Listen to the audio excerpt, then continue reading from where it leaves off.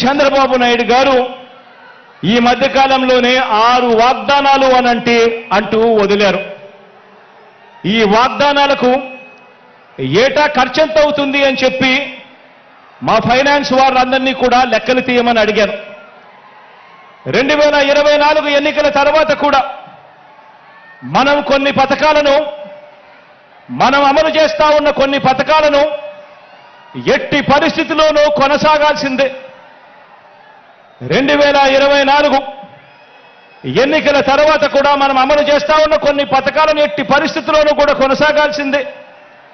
ఉదాహరణకు అలాంటి 8 పథకాలు మీ అందరికీ కూడా ఇప్పుడు చెప్తాను. 66 లక్షల మంది పెన్షన్లకు 66 లక్షల మంది పెన్షన్లకు మన ప్రభుత్వం ఖర్చు చేస్తా ఉన్నది దాదాపుగా 24,000 కోట్లు.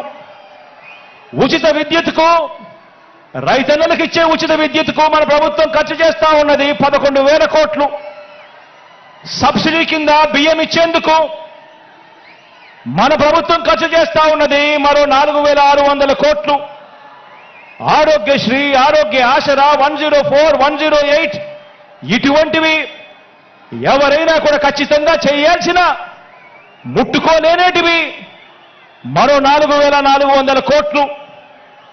పూర్తి ఫీజు రీయింబర్స్మెంట్ కింద మీ జగనన్న ఇస్తా ఉన్న విద్యా దీవెన, వసతి దీవెన కింద మరో 5,000 కోట్లు. సంపూర్ణ పోషణం కింద 2,200 కోట్లు. గోరు ముద్ద కింద మరో 1,900 కోట్లు. కేవలం ఈ 8 పథకాలకే, అంటే ఎట్టి పరిస్థితుల్లోనూ కూడా వీటిని టచ్ కూడా ఎవరు చేయలేరు. ఇటువంటి 8 పథకాలకే ఖర్చు మరో 52,700 కోట్ల రూపాయలు. ఇవి ఖచ్చితంగా ఎవరైనా కూడా చేయాల్సిందే. ఇవి కాక చంద్రబాబు నాయుడు గారు చెప్పిన సూపర్ 6 అంటున్న 6 వాగ్దానాలకు ఎంత ఖర్చు అవుతుంది అని లెక్క వేస్తే ఇది పచ్చి మోసమే అని తెలిసినా, అవి ఎవరూ కూడా అమలు చేయలేనివి అని చెప్పి కూడా తెలిసినా కూడా ప్రజలకు తెలియజేద్దామని చెప్పి లెక్క వేయిస్తే ఆ 6 పథకాలకు అదనంగా కావాల్సింది ఏటా మరో 73,440 కోట్ల రూపాయలు. ఇది కాక చంద్రబాబు నాయుడు గారు ఈ మధ్యనే 7వ హామీ అని చెప్పి బీసీలకు 50 ఏళ్లకే పెన్షన్ అదనంగా పెంచి ఇస్తానని చెప్పి తాను చెప్పిన 7వ హామీకి అయ్యే ఖర్చు కూడా లెక్కేసుకుంటే ఇది అదనంగా మరో 13,872 కోట్లు. అంటే చంద్రబాబు నాయుడు గారు చెప్పిన 6 6లు, చంద్రబాబు నాయుడు గారు చెప్పిన 6 పథకాలకు ఈ 7వ పథకానికి ఈ 2 కలిపితే 87,312 కోట్లు.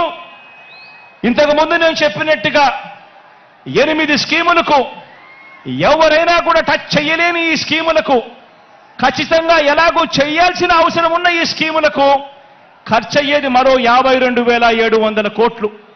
అంటే 2 కలిపితే అక్షరాల 1,40,000 కోట్ల రూపాయల గురించి చంద్రబాబు గారు చెప్తా ఉన్నారు. ఆలోచన చేయమని అడుగుతా ఉన్నాను. ప్రతి సంవత్సరం 1,40,000 కోట్ల రూపాయలు అంటే మనం ఎంతో కష్టపడితే ఎక్కడా లంచాలు లేకుండా ప్రజల చేతికే ఇస్తే గతంలో ఎప్పుడూ జరగని విధంగా పాలనలో ఎన్నో మార్పులు తీసుకువచ్చి మరీ పాలన చేస్తే మీ బిడ్డ ప్రభుత్వం ఎప్పుడూ జరగని విధంగా లంచాలు లేకుండా, వివక్షలు లేకుండా పూర్తిగా కట్టడి చేసి ఎంతో కష్టపడితే ఇవ్వగలిగింది సంవత్సరానికి 75,000 కోట్లయితే మరి ఇవాళ చంద్రబాబు నాయుడు గారు చెప్తా ఉన్న హామీలు ఇప్పటికే 1,40,000 కోట్ల రూపాయలు దాటుతా ఉన్నాయి అనంటే ఇక ఆలోచన చేయండి.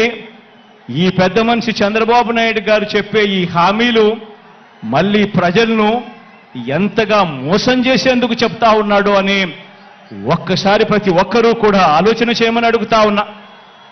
మరి ఈ డబ్బు ఎక్కడి నుంచి తెస్తారు అనంటే చంద్రబాబు గారు మాట్లాడరు.